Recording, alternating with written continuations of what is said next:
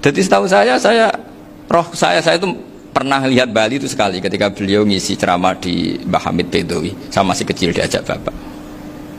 Dulu kalau bapak ngelihat Bali sama Mbah Hamid itu mesti nangis karena dua orang alim bertemu. Yang akhirnya ya bisanan itu Mbah Hamid punya anak Gus Nasih, di sini ada Mbah Nafisa, terus jadi Mbak Salih Hindun itu. Jadi dulu itu ya guyon terus ketika ketemu. Itu yang sering bodoni Mbah Hamid itu ya Ki Bisri.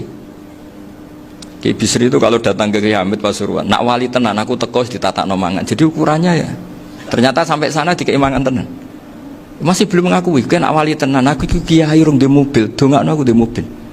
Sudah kalah satu seri itu masih gak terima. Lalu itu Mbah Hamid akhirnya berdoa, ayo monggo, mugi-mugi Ki Bisri gak ada mobil. Itu setelah didoain masih tanya, mereknya apa merek? Jadi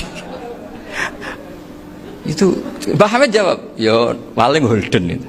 Nah, paling Holden. Itu nyari mobil itu ya adalah dapatnya Holden. Suatu saat Mbah Bisri diundang Mbah Hamid gak dikasih bisyarah. Karena utangnya sudah banyak Mbah Hamid, Mbah Bisri ini utang doa tadi. Itu ya gak dikasih bisyarah, ya gak mau kesang apa-apa kelambimu kayak aku. Didol sama muhibbinya Mbah Hamid, itu harganya melebihi jatah bisyarah.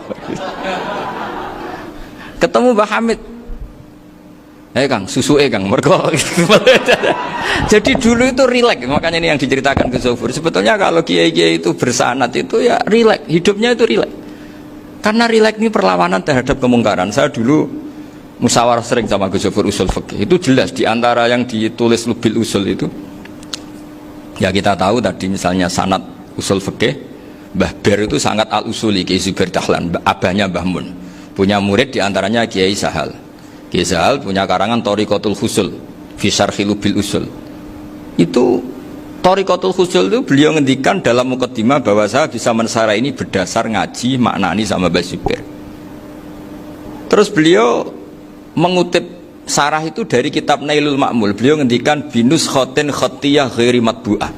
Dan itu ditemukan di Kiai Mansur di Lasem, karena Kiai Mansur iparnya Mbah Sahal.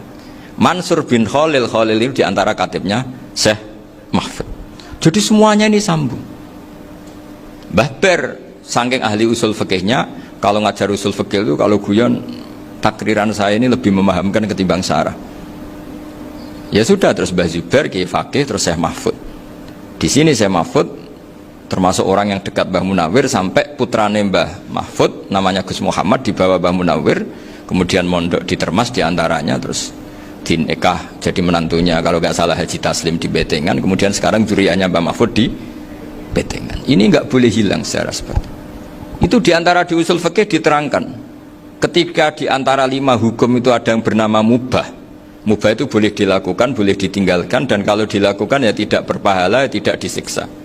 Itu ada ulama yang protes nggak bisa seperti itu.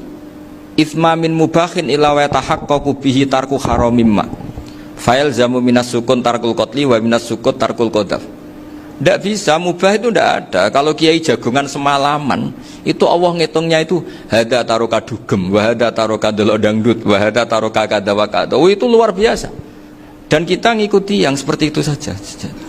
Gak usah tahajud, gak usah witir telulas kaya ora kuat timbang gremeng. Sewengi jagungan, setan ngenteni kita tergoda maksiat, ternyata maksiatnya sampai tutup, kiainya masih apa? Jagungan. Jadi jagungan saja ada ilmunya bahwa itu perlawanan terhadap tarkul ma'asi. Sehingga bagaimana Anda katakan mubah ini mubah, toh gunanya adalah tarkul haram. Meskipun efek mubah juga bisa tarkul wajib, wae bojo blonjo turu. Karena wae ngrumati ibuke turu. Itu halal wajib. Jadi mubah itu resikonya ya bisa tarkul wajib, bisa tarkul haram. Sehingga kalau sanad ini terjaga secara baik, secara kultur, saya sering juga saguan sama Gus Zofur itu mesti tak niati gitu. Jagungan wong alim kuwi ibadah, dan menikmati ibadah adalah dabul auliya wa dabul ulama. Kata Imam Ghazali, pada akhirnya waqud buhadatin al istilzat bil mubahat. Kata Imam Ghazali, pada akhirnya qutbu hadatin, madaru hadatin, pokok dari agama ini adalah melawan kemaksiatan dengan kita menikmati al-istidzad bimubah. Kita menikmati sesuatu yang dibolehkan Allah Subhanahu wa taala. Dan seperti ini itu bisa qasmu dhuhri syaitan, bisa menghancurkan punggungnya setan. Karena kalau melawan setan dengan ibadah ini kadang kita capek selain isra potongan.